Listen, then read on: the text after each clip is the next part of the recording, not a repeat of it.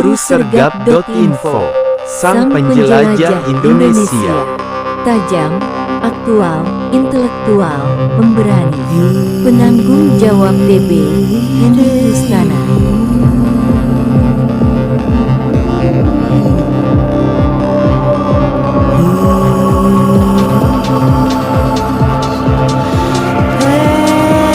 Halo pemirsa, Boosterinfo.com kembali hadir di sela-sela aktivitas Anda. Saya Abdul Syukur Muhammad senang sekali kembali menyapa Anda dengan seputar info menarik, tentunya aktual, tajam, intelektual, pemberani, mengajak Anda menikmati destinasi wisata desa adat Wairebo dan wawancara eksklusif bersama Bapak Ismail Betong dan manajer pengelola wisata desa adat Negeri di Atas Awan. Saksikan liputan selengkapnya. Desa wisata Wairebo berada di atas ketinggian laut 1.200 meter di atas permukaan laut di Pegunungan Pocorogo. Desa adat Satar Lenda merupakan wilayah administrasi Kecamatan Satar Mese Barat, Kabupaten Manggarai, Flores, Nusa Tenggara Timur. Desa adat Wairebo yang lebih dikenal dengan Negeri di Atas Awan telah ditetapkan UNESCO sebagai warisan budaya dunia pada 12 Agustus 2012, yang juga pada tahun 2021 Desa Adat Wairebo masuk 50 besar Desa Adat Indonesia. Desa wisata Wairebo terdapat 7 rumah yang terbuat dari alang-alang, bambu dan kayu yang disebut Baru Niang. Baru yang artinya rumah, Niang artinya tinggi dan bulat atau rumah berkerucut, sebagai filosofi persatuan dan kesatuan kerukunan dalam kampung atau keluarga. Baru Niang dikelilingi altar sebagai sesembahan yang disebut combang. Baru Niang memiliki 7 nama: Niang Gendang, Niang Jintan, Niang Pirong, Niang Maro, Niang Jekong, Niang Mandok, Niang Dorom. Niang Gendang yang berukuran paling besar digunakan sebagai balai desa, sedangkan yang lain sebagai tempat tinggal. Ketinggian iklim dan curah hujan serta kelembaban suhu Negeri di Atas Awan Wairebo membuat tanaman perkebunan mereka sangat subur. Dari hasil perkebunan seperti kopi, kakao, cengkeh, dan pala dijual untuk menopang kebutuhan hidup dan menyekolahkan anak. Di sela-sela waktu luang, ibu-ibu kampung Wairebo menenun. Tenunan adat Wairebo digunakan untuk kebutuhan adat, juga dipasarkan. Pemukiman yang terpencil yang susah dijangkau oleh kendaraan mobil maupun motor karena berada di atas ketinggian 1.200 meter dari permukaan laut. Namun manajer pengelola wisata Wairebo mendesain dan mengenalkan wisata Wairebo menjadi suatu negeri warisan budaya dunia, sebagaimana penjelasan manajer pengelola wisata Wairebo, Saudara Frans, kepada pers. Assalamualaikum warahmatullahi wabarakatuh. Selamat pagi pemirsa, kembali lagi bersama saya Abdul Syukur Muhammad, reporter Boosterinfo.com Net NTT, yang saat ini tepat sekali di hari Minggu 7 April 2024 kita berada di Tengkel Wungtun, Desa Wate, Kecamatan Riung Barat, Kabupaten Ngada, Flores, Nusa Tenggara Timur. Dan saat ini kita telah hadir bersama mantan manajer Wairebo yang dikenal oleh dunia internasional Negeri di Atas Awan, dan bersama salah satu tokoh muda Riung Barat, Bapak Haji Ismail Betong. Baik, Pak Frans, kita melihat bahwa Wairebo itu adalah satu wilayah yang sangat terpencil dan berada di ketinggian yang memang susah dijangkau dan dikenal oleh masyarakat banyak, apalagi dunia internasional.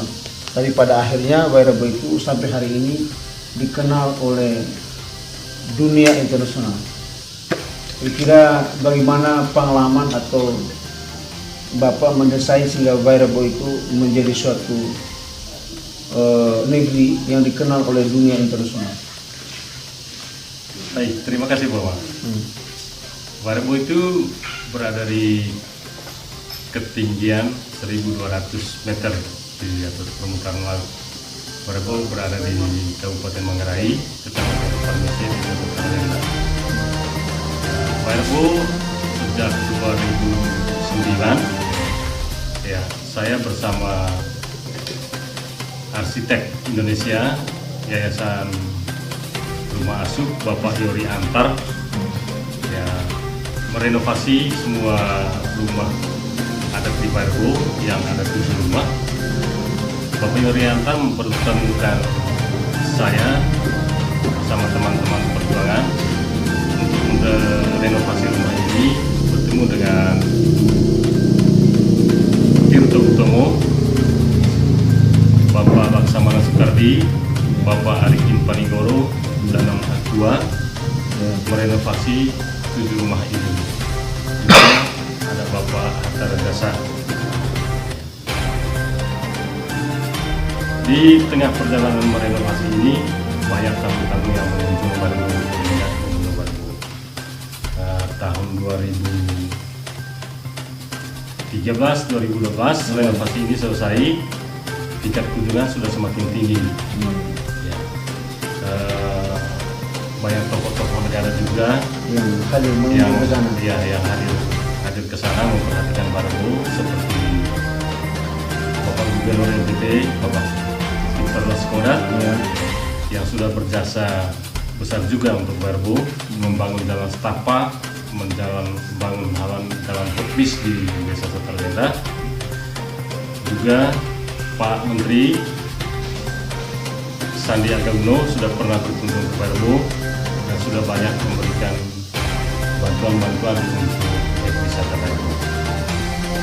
Juga saya pernah dibantu oleh anaknya Bapak Luhut Binsar Panjaitan membangun sebuah asrama di Yang Desa Bawah. hari ini menjabat sebagai apa ini? Pestart mungkin. Iya. Membangun asrama untuk anak-anak SMP yang berasal dari Wairabo. Dari Wairabo ini sudah cukup dikenal di mata dunia, sudah diakui oleh UNESCO tahun 2012. Iya. Jadi seperti itu mungkin hal-hal yang bisa saya bagikan berbicara tentang Wairabo kemarin dan hari ini. Baik, dan pemirsa, hari ini juga kita bersama Bapak Ismail. Baik, Pak Ismail, kira-kira dengan kehadirannya Pak Frans yang punya pengalaman mendesain Wairabo itu, kira-kira ada beberapa omset wisata yang ada di tempat Bapak sehingga Bapak mengundang Pak Frans untuk melirik bagaimana mendesain bahwa wilayah daerah Bapak Desa Watu ini bisa dikenal di mata dunia, bagaimana Wairabo itu. Gimana Pak Ismail? Baik, terima kasih atas kesempatan. Assalamualaikum warahmatullahi wabarakatuh. Bersyukur karena Allah Subhanahu wa taala Tuhan yang Maha Kuasa bahwa kita pada hari ini hari Minggu kita telah duduk bersama di Dusun PP Buntu di Sebate dengan kehadiran anak Pak Frans ini sebagai mantan manajer pengelola pariwisata Wairabo. Saya pernah berjalan di sana mengunjungi pariwisata Wairabo. Kemudian setelah sampai di sana saya melihat sangat unik.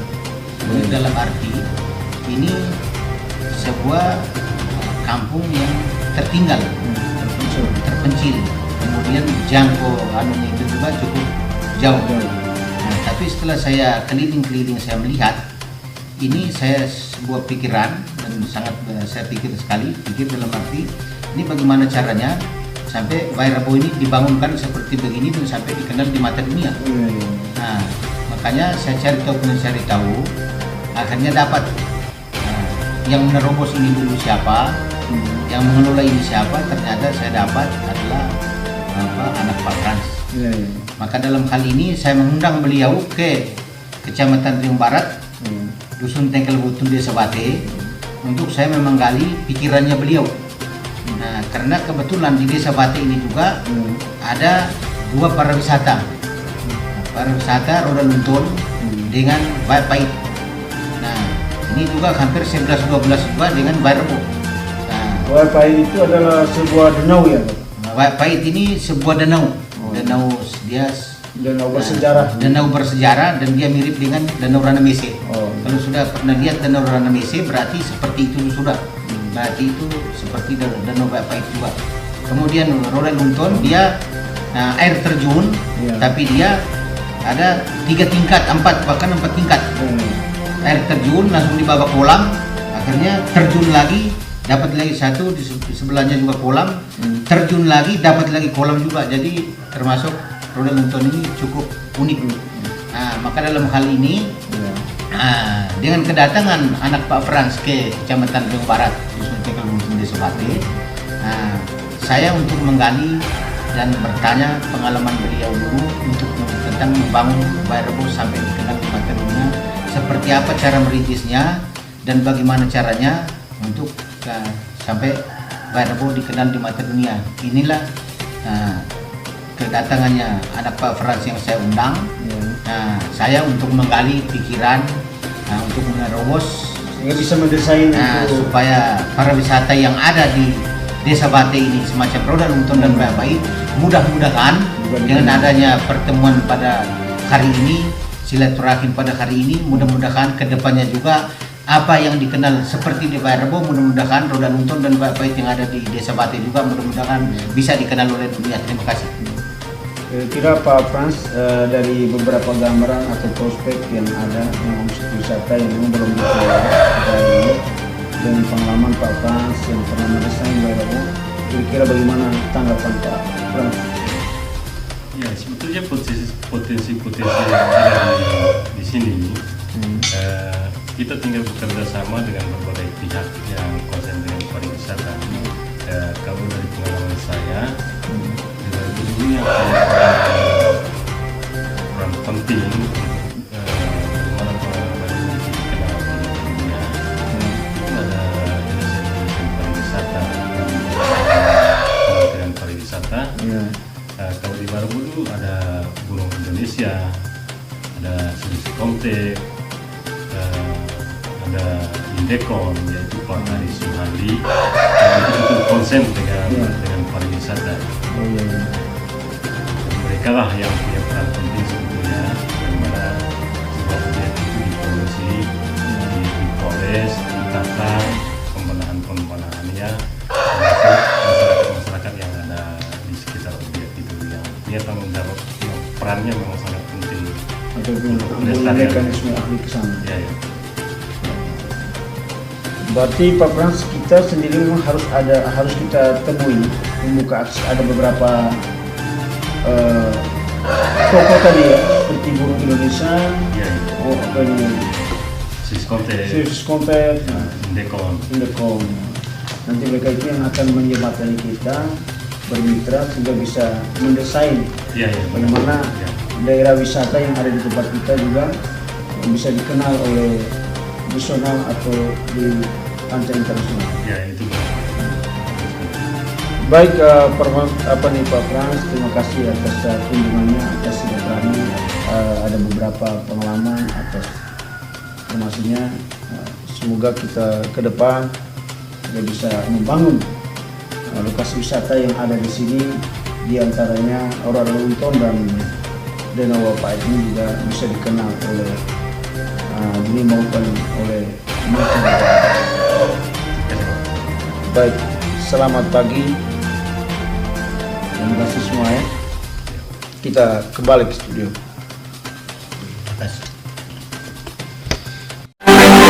Ikuti terus cuplikan lensabuserinfo.com melalui jembatan aspirasi masyarakat dari Flores, Nusa Tenggara Timur. Abdul Syukur Muhammad mengabarkan. Like, share, and subscribe.